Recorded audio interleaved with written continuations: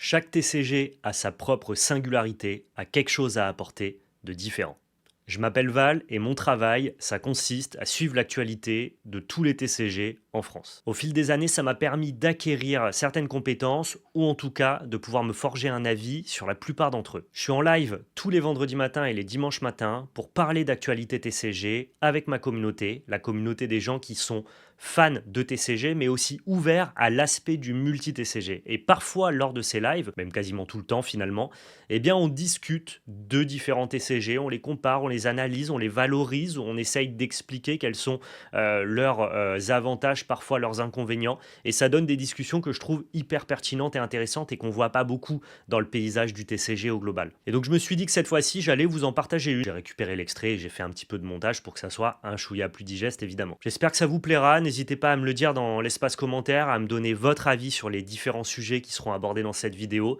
Laissez évidemment un pouce bleu, vous abonner à la chaîne si ce n'est pas déjà fait, vous pouvez activer d'ailleurs la cloche des notifications qui vous permet d'être mis au courant à chaque fois qu'une nouvelle vidéo sort. J'en profite aussi rapidement pour faire ma promo, je suis présent au moins 3 à 4 fois par semaine sur Instagram avec des posts réguliers où je parle de l'aspect de la collection des TCG, parce que les TCG ce n'est pas que du jeu, c'est aussi de la collection, et j'essaye de vous partager ma passion de la carte à collectionner sur ce compte Val_labelcarte. Vous êtes de plus en plus nombreux à le rejoindre et ça me fait extrêmement plaisir. Donc voilà, si jamais vous êtes intéressé, passionné de cartons, de TCG divers, et bien dans ce cas-là, je vous invite à me rejoindre. Le lien sera dans la description. On fait évidemment un gros big up à GameGenic, qui est notre partenaire accessoire pour l'année 2026. Ils l'étaient déjà en 2025 et ils nous ont renouvelé leur confiance. Donc merci à eux. En soutenant GameGenic, eh bien vous participez à nous soutenir également. Je vous rappelle aussi qu'on a une boutique en ligne qui s'appelle labelcarte.fr. Le lien est en description si jamais vous voulez aller acheter vos petits boosters de différents TCG ou passer vos petites précommandes. En ce moment, on a le chapitre 11 de l'Orcana qui est en précommande. Et bien dans ce cas-là, n'hésitez pas. Allez, maintenant je vous laisse avec la vidéo. Bon visionnage. Lequel des deux en gameplay tu trouves le plus profond et le plus stratégique? C'est mon premier critère pour un TCG. Riftbound.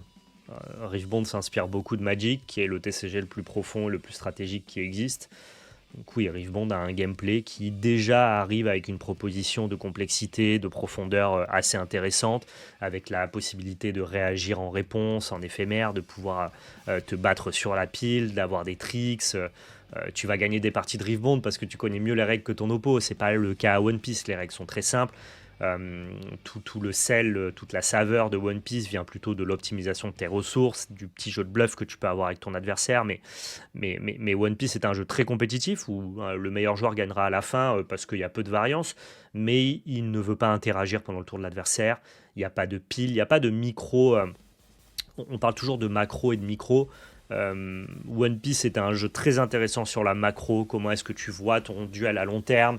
Comment est-ce que tu anticipes les possibilités de l'adversaire? Mais en termes de micro et de séquençage, il n'y a pas de micro, il n'y a pas de séquençage, il n'y a pas de réponse en éphémère, il n'y a pas de pile, il n'y a pas de stack. Ça reste évidemment limité. Ça n'en fait pas un mauvais jeu. Je joue à One Piece régulièrement et c'est un de mes TCG préférés.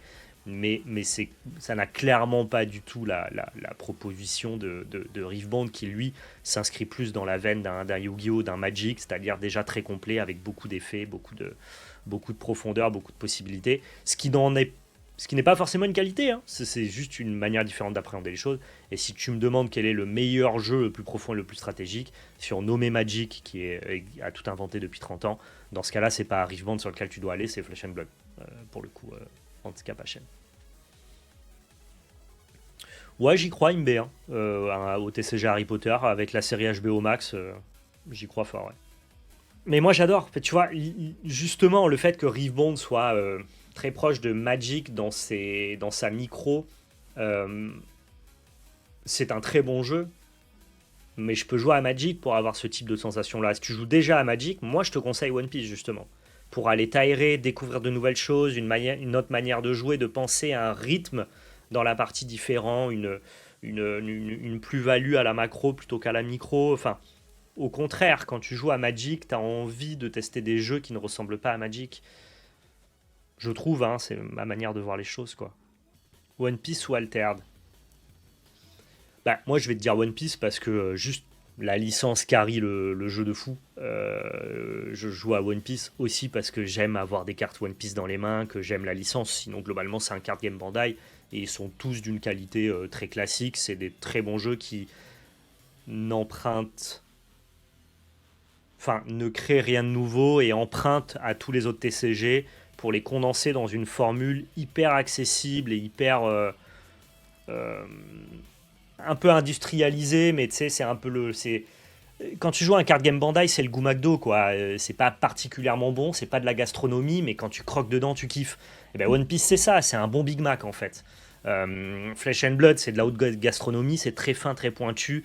Tu vas passer 3 heures à table avec 12 plats différents. Mais il y a des gens qui sont, et moi le premier, des fois très contents d'aller bouffer un bon domac. One Piece, c'est un bon domac. Altered, ça va se placer plus entre Flesh and Blood et One Piece, c'est-à-dire que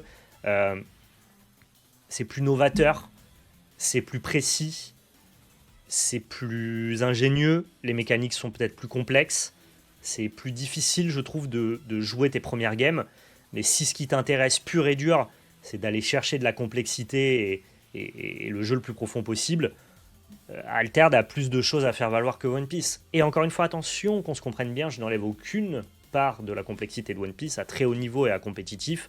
Le fait de compter les cartes de l'adversaire, savoir exactement combien booster, combien défendre et tout, il faut être un très bon joueur, attention. Mais ce que je veux dire, c'est que c'est très facile de mal jouer à One Piece, là où c'est un peu plus difficile même de mal jouer à Altered. C'est ça qu'il faut comprendre. Donc, One Piece ou Altered, si tu me parles 100% du jeu et du gameplay, je te dis Altered. Si tu me parles lequel tu prends le plus de plaisir à jouer, bah One Piece. Non, c'est pas fini Altered, nos cartes. Loin de là, ça arrive là le set numéro 5 avec les nouveaux boosters au début février. SW, c'est un burger de luxe. Ouais. Un peu, ouais. Donc One Piece. Mais parce que One Piece, la licence, la beauté des cartes, l'accessibilité, le plaisir, le côté smooth des games l'emporte sur purement l'aspect profondeur de gameplay. Enfin, profondeur des gameplay, moi ça fait 20 ans que je joue à Magic, donc pardonnez-moi, c'est plus du tout un argument. En fait, ça fait 20 ans que je joue à Magic et Flesh and Blood existe. Donc la profondeur de gameplay n'est plus un argument préférentiel dans mes choix de TCG. C'est plus le cas. Et Naruto, ça serait quoi du coup? Ah, Naruto, je vais mettre quelques games de plus si ça t'embête pas avant d'aller lui coller une étiquette. Mais un peu à l'instar de One Piece, un bon jeu à licence avec des mécaniques simples, un peu complexes en compétitif, mais où c'est très facile de mal jouer. Ça paraît clair ce que tu dis, mais pour moi la profondeur reste importante quand bien même je joue à Magic. Je comprends. Cela dit, je veux pas qu'on caricature mon propos, ou alors peut-être que je le transmets mal et qu'on le comprend mal. Tous les jeux qui marchent et dont on vous parle sont des jeux avec une vraie profondeur. Encore une fois, tu te ramènes devant le meilleur joueur de One Piece, il va t'éclater en boucle. Parce que la réflexion sur ok, est-ce que j'utilise mes ressources pour jouer mes cartes ou alors pour booster mes personnages avec mes dons, combien je dois combo défensif, est-ce que je dois protéger ce personnage ou plutôt protéger mon leader, cette suite de décisions qui crée un arbre décisionnel touffu dans les games de One Piece est très très large. Ce que je veux dire, c'est que si on parle juste du gameplay de base, c'est très facile de mal jouer à One Piece, c'est très facile de mal jouer à Naruto, c'est très facile de mal jouer à Star Wars. Par contre, c'est moins facile de mal jouer à Altered, c'est moins facile de jouer à Flesh and Blood, de mal jouer à Flesh and Blood, et c'est moins facile de mal jouer à Magic. À peu près, dans l'idée. Mais en termes de profondeur, tous les jeux ont de la profondeur, sinon il n'y a pas débat, on n'en parle pas, on joue au Uno, quoi. Et c'est très difficile de mal jouer à Yu-Gi-Oh! On est d'accord, Master Affinity. Là, ça rentre dans la caricature de ce que je pense, parce que c'est pas le cas. Quand tu dis, si tu me sors un jeu clair-obscur, mais qu'en fait c'est la bataille, Osef. On admet que le plancher d'acceptabilité de profondeur qui me pousse à parler d'un TCG et à le consommer, c'est quand même à minima One Piece, Naruto, Star Wars, bien sûr. Si les jeux c'était la bataille, ça ne rentrerait même pas dans mon équation, dans mon prisme de pensée et d'intérêt. C'est très facile de mal jouer à Altered, j'en suis la preuve. Et ben moi, je trouve pas, ne serait-ce parce que j'ai fait des initiations d'Alterd à des gens, ma compagne, des amis quand j'étais au Gala TCG, et je peux t'assurer que expliquer le jeu et faire ta première game d'Alterd, c'est... Ah, j'essaye de trouver le bon ratio.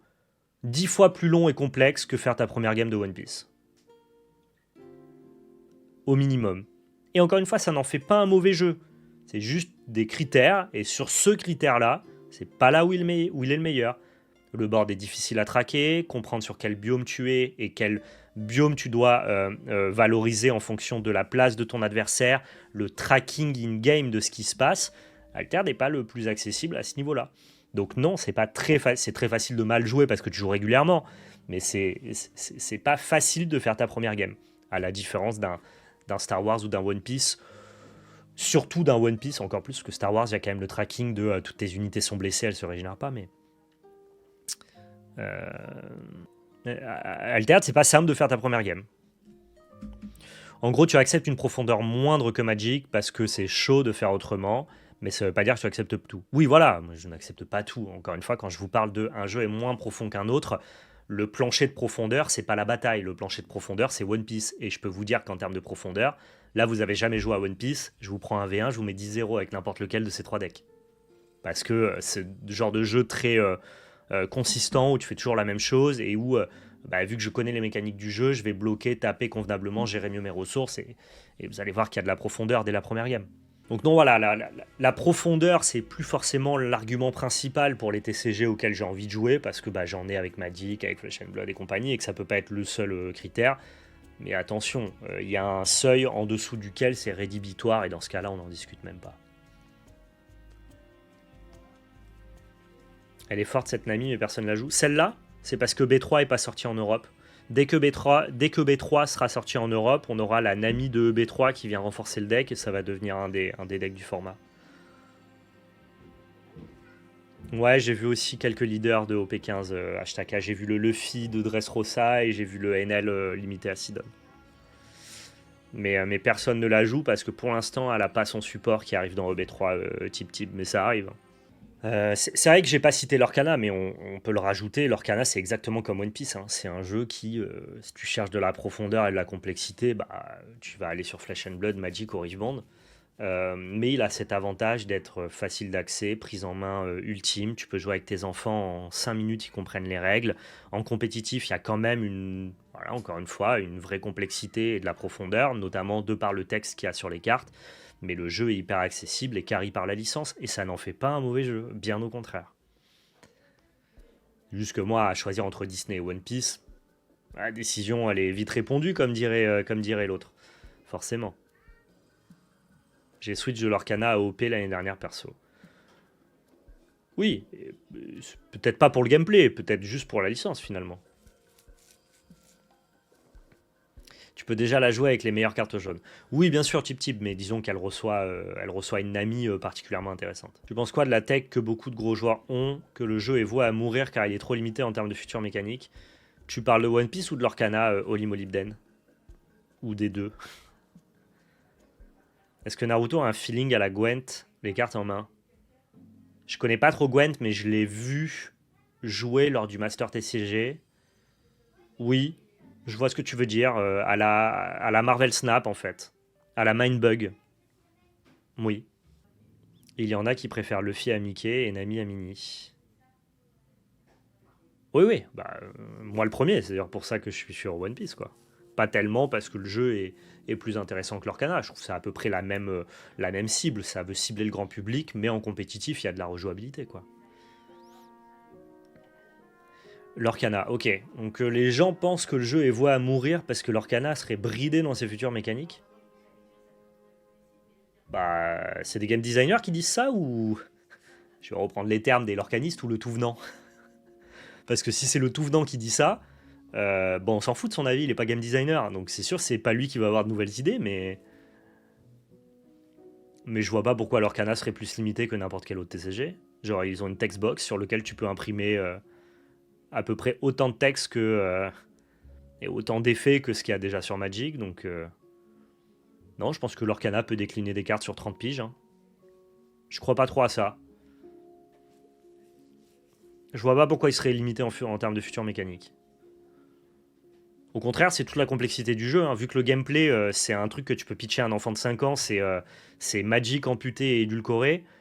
Toute la complexité des cartes, elle vient justement du texte que tu y mets. Et c'est ce qui rend le jeu intéressant. Et pour le coup, ils ont fait en sorte que le jeu, et notamment les tours de jeu, soient assez libres pour que tu puisses imprimer à peu près n'importe quel texte dessus. Donc j'y crois pas trop à cette tech, quoi. C'est les joueurs pros d'autres jeux qui jouent à l'Orcana qui disent que d'ici 3 ans, ils auront fait le tour.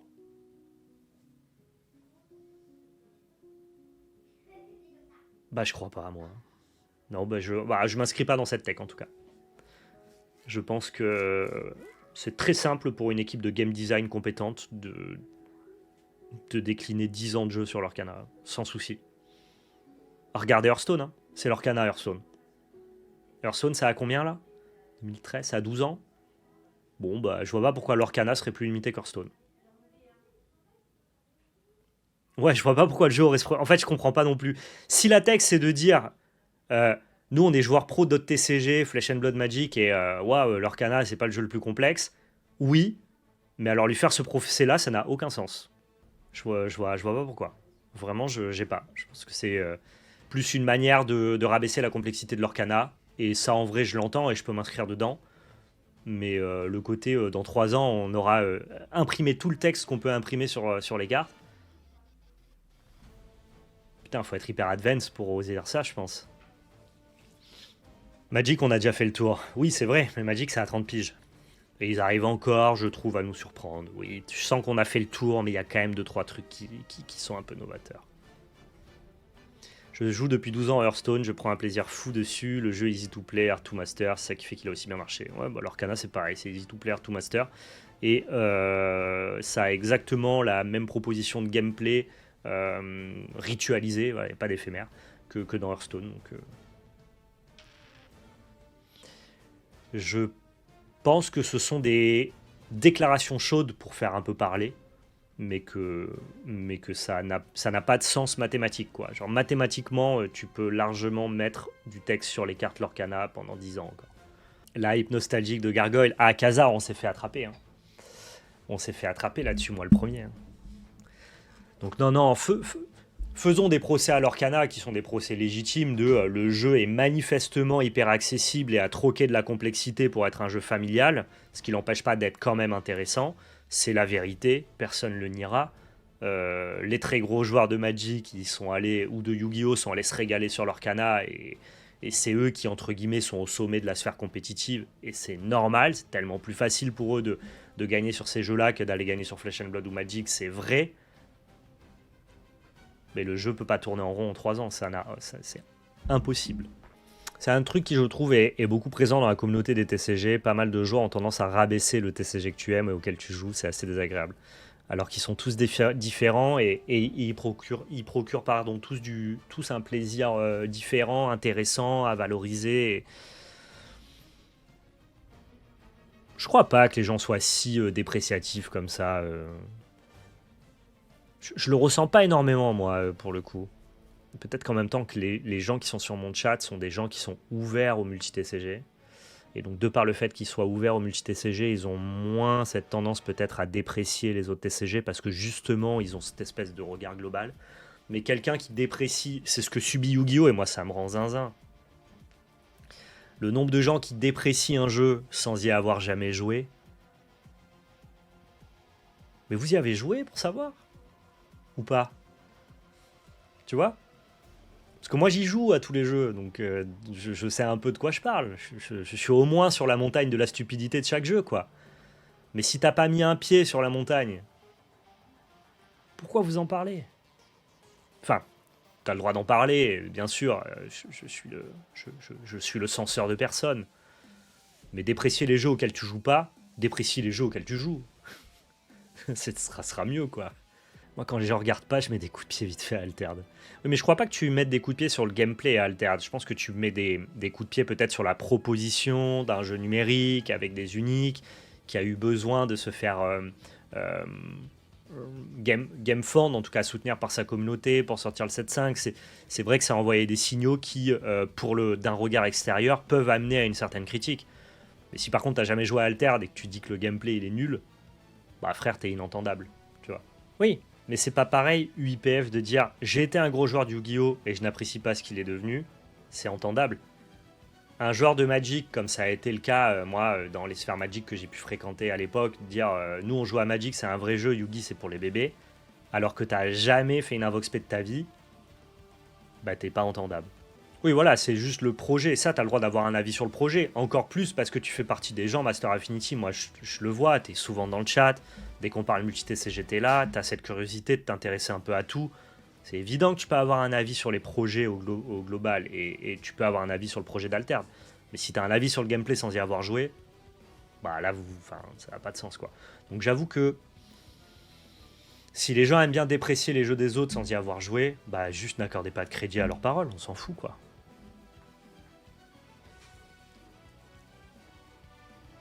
J'ai pas envie de commencer à grimper parce que la porte d'entrée me rebute à cause de la tronche des cartes, des pavés de texte, le côté hyper combo.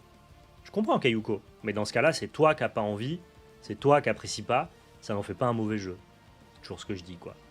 Ah bah quand t'es en train de grimper, voire même quand t'es un joueur régulier de Yugi, c'est exceptionnel. De toute façon, il suffit d'entendre parler des joueurs de Yugi pour savoir à quel point ils parlent avec le cœur, à quel point ils aiment leur jeu. Et c'est d'ailleurs pas pour rien.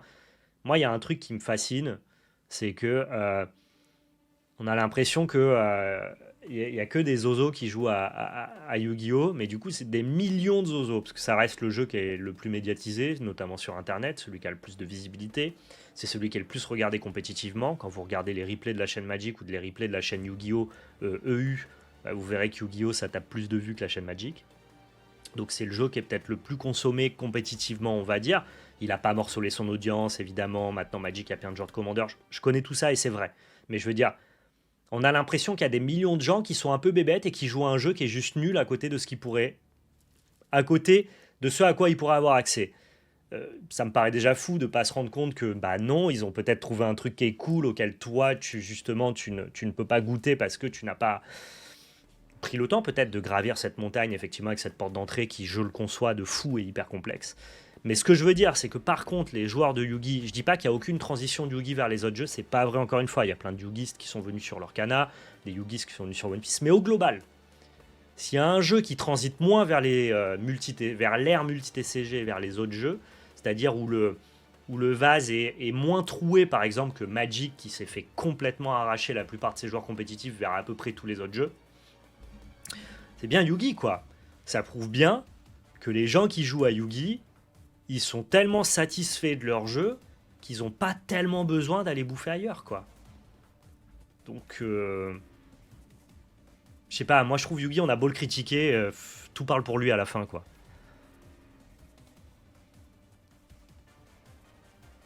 Ouais, les gens sont ultra investis, il y a énormément de création de contenu.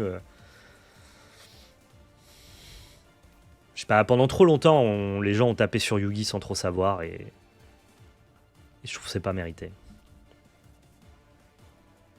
C'est le jeu préféré de Macron. Je pense qu'il doit être deg les yugistes de cette histoire. Moi j'aime bien quand il monte son dragon blanc, il ne se contente pas de dire j'ai toujours ma carte, il fait un petit genre ouais, je suis là. Hein. Vous avez vu les jeunes? Vous avez vu les futurs votants? Ah non merde, je peux pas me représenter. Bon, c'est pas grave. Je vais quand même essayer de régaler les petits geeks. Bref, jouez à ce que vous voulez. Prenez du plaisir, c'est le plus important. Je vous assure que tous les jeux qui sont ultra médiatisés n'ont pas du succès pour rien. Les gens jouent pas à One Piece juste parce qu'il y a Nami et Luffy. C'est un bon jeu. Les gens jouent pas à Yu-Gi-Oh! Juste parce qu'ils sont bêtes et qu'ils ont jamais essayé Magic. C'est un bon jeu. Les gens jouent pas à Altered juste parce que c'est un jeu français. C'est un bon jeu. Les gens jouent pas à Flesh and Blood que parce qu'ils sont dégoûtés du compétitif de Magic. C'est un bon jeu. Si vous n'avez pas l'occasion de tous les essayer, c'est pas grave. Mais dans ce cas-là, je trouve ça bizarre de construire un avis sur des jeux que les gens connaissent pas, quoi. Je suis inquiet pour le 7.6 d'Altered. Une grosse partie de mon groupe de joueurs ont surcommandé des displays pour que le 7.5 se fasse, et malgré ça, ils ont dû rallonger à la fin. Je sais pas si ma boutique est une sphère particulière ou si l'ensemble des joueurs ont fait un peu la même chose. Je sais pas te dire, Tark. J'avoue que je ne fréquente pas de communauté alterne par chez moi. Donc autant je peux avoir un retour un petit peu communautaire sur Star Wars ou l'Orcana, parce qu'il y a des communautés par chez moi. Star Wars, voilà, je m'inscris dans une communauté, je joue en boutique, donc j'ai un peu la tendance. J'avoue que sur Altered, bah, j'ai des copains dans la sphère d'Alterd, notamment le bon Marco, et puis il y a des gens aussi qui viennent sur le chat, qui sont des joueurs réguliers d'Alterd, notamment Keyuko, qui peuvent un peu me transmettre ce genre de tendance-là, mais je le vis pas au quotidien, donc je sais pas exactement quelle est la tendance d'Alterd. Moi, je suis très extérieur à tout ça, et de ce que je vois, c'est que oui, il a fallu pousser un peu pour que le projet soit financé, mais qu'en même temps, ça aurait été trop bête que Alterd s'arrête là, sans justement pouvoir au moins aller au bout de ses idées et proposer le renouveau de son produit. Donc, je crois que c'est. Faut pas chercher à anticiper. On va voir. On va voir comment ça. On va voir comment ça va se passer. On va voir ce que ça va donner pour Alterd. Et puis, au moins, ils auront été au bout de leurs idées. On pourra tester le 7.5 et on pourra ouvrir des boosters et on peut voir si ça relance la machine. Il y a plein de jeux qui sont passés au bord de assez compliqués et qui finalement sont relancés. Et peut-être qu'Alterd arrivera à se relancer avec ça. Voir le TCG comme un produit spéculatif de placement, ça nuit à pas mal de gens. Bah, c'est le concept du TCG utile, quoi. Je vais pas sur ce TCG parce que j'ai la sensation qu'il va mourir et j'aurai meilleur investissement de me mettre sur un autre jeu. Ça nuit à Star Wars actuellement aussi, Kawa, pour le coup. Bienvenue à toi. Et en même temps, on y est tous biaisés là-dessus, on est tous sujets à ça, et moi le premier, tu vois. Enfin, disons que c'est plus simple pour moi de pas être sujet à ça, parce qu'en tant que créateur de contenu, j'ai la liberté de jouer à tout, mais je comprends que quand quelqu'un doit jouer qu'à un truc, c'est évident que les TCG qui sont pas les plus...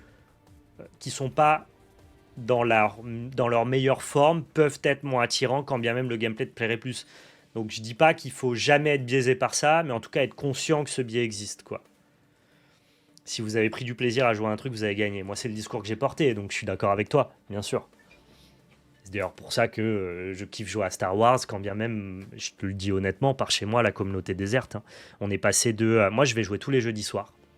On est passé de 8-10 joueurs réguliers à 3-4. Pour les raisons que tu connais. Manque de désirabilité produit, et donc qui fait que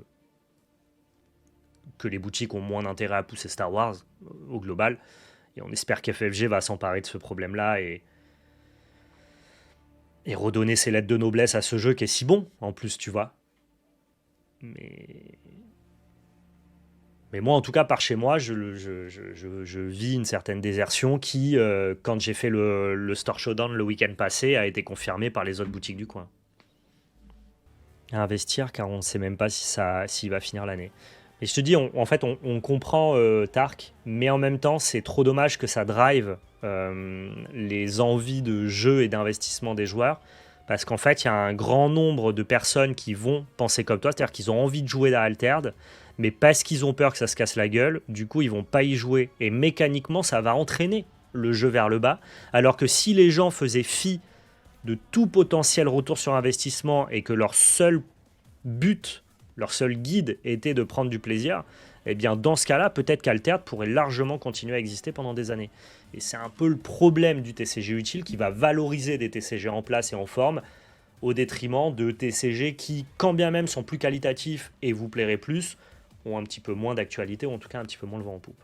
Et il y a l'effet inverse avec Riftband par exemple, c'est-à-dire Kawa. Moi, je sais que Riftband a... Je pensais... Je sais pas si j'en ai parlé dans un podcast, ou en tout cas, moi, j'en parlais justement avec la communauté locale. Je pensais... En tout cas, je disais à qui voulait bien l'entendre que Riftband allait faire beaucoup de mal à l'Orcana pour moi. Parce que pour moi, l'Orcana est le jeu qui s'est le plus construit sur d'autres TCG, notamment dans la sphère compétitive. La plupart des compétiteurs de l'Orcana, ils en ont rien à foutre de Disney, Mickey et compagnie. C'est des gens qui sont venus pour lever parce qu'il y avait de l'argent à se faire avec un niveau de jeu pas trop complexe quand tu viens de Magic ou de Flesh and Blood par exemple. Et donc pour moi, j'avais l'impression que ces gens-là, ils allaient vraiment transiter vers Riftband pour aller chercher de nouveau un bon EV, tu vois. Et donc je pensais que c'était l'Orcana qui allait le plus souffrir, en tout cas sur le sommet de sa pyramide compétitive, de l'arrivée de Riftband. Mais force est de constater que par chez moi, c'est pas l'Orcana qui a décliné, bien loin de là, mais c'est plutôt Star Wars. Alors que moi, j'étais vraiment le premier à dire non, mais les gars, Rift Band, ça va attaquer principalement l'Orcana et pas trop le reste. Et en fait, bah, pas tant quoi. Probablement, de par ce concept de TCG utile, de toute façon, l'Orcana c'est Disney, le jeu se porte bien, se portera bien encore dans 5 ans, je peux m'y investir, il n'y a pas de souci. Et une certaine sécurité qui fait que les gens restent sur l'Orcana. On est d'accord, Kayuko. Je connais plein de gens qui y jouent parce que les cartes valent des sous et parce qu'il y a une hype, mais qui trouvent le jeu brouillon et le gameplay pas incroyable. Ouais, mais ils y jouent parce que il y a ce concept de TCG utile de Rift Band est dans la lumière, on sent qu'il y a une dynamique et que le jeu va pas se cracher. Trop con, un jeu que l'on trouve peut-être plus qualitatif, qui est Star Wars, mais qui a moins d'actualité et dont l'avenir est plus incertain, pour Rift Band, quand bien même on trouve le jeu moins bien. Mais c'est exactement ce qui se passe. Hein. Altered, j'ai mis des billes dedans parce que j'aime le jeu. S'il s'arrête, bah, j'aurai un jeu que j'aime et auquel je pourrais continuer de jouer. C'est mon seul investissement. Je comprends. Je comprends, et c'est la meilleure manière de raisonner, Kayuko. Si tout le monde pensait comme toi, Altered irait très bien, parce que ceux qui aiment Altered l'aiment vraiment et savent que c'est un bon jeu. Je ne suis pas d'accord, Val. Sans vouloir un retour sur investissement, tu peux espérer que le jeu dans lequel tu investis dure plus que 4 mois. Là, on a une épée de Damoclès, là, j'accepte. Ah, mais je le comprends. Non, non, attends. On est d'accord, le match fou. Moi, j'ai toujours expliqué la chose de... Il y a ce phénomène de TCG utile qui amène ce type de comportement. Dans l'idéal, dans l'utopie, on ne devrait pas avoir ce comportement, mais je comprends que les gens aient ce comportement. Et je suis, moi, à certains égards, parfois, aussi sujet au concept de TCG utile. Ou en tout cas, pris par l'engouement, par la hype. Je suis tout à fait sensible à ça aussi, quoi. Après, il faut franchir un cap, personne ne se pose la question de l'avenir de Flèche. Mais c'est un ovni, Flesh and Blood Kawa, justement. C'est l'exemple du TCG sans licence, qui vit bien, avec une communauté hardcore, qui continue à grossir, qui glane même du public d'autres TCG. C'est l'exemple, c'est l'élève modèle, Flesh and Blood. C'est vrai. Parce qu'il s'est créé une fanbase et qu'il vit dans sa niche. C'est très vrai. Oui, mais même à Toulon aussi, hein, on a moins de joueurs de Flesh and Blood que de joueurs de Star Wars, Kawa, bien sûr. Mais c'est vrai que les joueurs de Flesh and Blood, ils se demandent pas ce que va devenir leur jeu. Et donc, comme ils ont tous envie de continuer à y jouer, bah, le jeu vit bien. Du coup, il n'y a pas cette épée de Damoclès. Est-ce qu'on n'arrive pas dans les limites de ce que moi j'aime, c'est-à-dire que les gens puissent prendre du recul, regarder ce qui se passe chez le voisin, cet attrait multi-TCG? Est-ce que ça n'amène pas aussi cet aspect négatif de parce que tu regardes ce que fait le voisin, tu penses que l'herbe est plus verte ailleurs, et ça amène du coup la désertion de certains TCG qui ne le méritent pas? Peut-être que ce n'est pas 100% positif d'être multi-TCG comme moi je le prône depuis des années. Peut-être qu'un gars qui ne connaît qu'Altered, il en a rien à foutre de savoir que l'Orcana est plus a une situation plus pérenne, hein, et que du coup juste il joue à Altered. Et que c'est tous les multi-TCGistes qui entraînent ce concept de TCG utile. Peut-être bien en vrai. Alors que si tu ne joues qu'à un TCG et tu te poses pas la question de ce qui existe à côté, bon bah l'épée de Damoclès, finalement tu t'en fous un peu quoi. C'est lui ou pas un autre. Hein.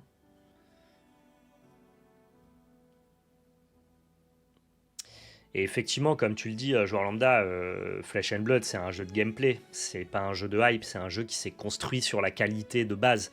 Mais c'est le cas un peu de Star Wars aussi. C'est un jeu qui s'est construit. La hype, elle a duré un set, quoi. Je veux dire, c'est pas tellement un jeu qui s'est construit sur la hype. En tout cas, à partir du set 2, 3, 4, 5, c'était pas vraiment un jeu qui s'est construit sur la hype. En tout cas, moi, je trouve pas. C'est un jeu qui s'est construit sur, ok, une licence évidemment, mais quand même la qualité du gameplay que le jeu propose. En tout cas, le côté, c'est très bien branlé, ça n'invente rien, mais c'est très bien ficelé, très bien pensé, très bien optimisé. Voilà, c'est l'optimisation pour moi, Star Wars Unlimited. Et effectivement, bah, les gens qui adhèrent de fou pourraient continuer à adhérer, quoi. Mais peut-être que les joueurs de Star Wars regardent plus ce qui se fait à côté que les joueurs de Flesh and Blood. Et peut-être aussi, et ça faut quand même dire les termes, que Legend Story Studio, qui est l'éditeur de Flesh and Blood, est juste un meilleur éditeur que FFG, hein, qui est donc Fantasy Flight Game, l'éditeur de Star Wars. Ça joue aussi, je pense. Est-ce que Flesh n'est pas pratiqué par des personnes moins multi-TCG? Bah, c'est peut-être ce que j'ai essayé d'expliquer, ouais. En tout cas, on peut se poser la question, ouais.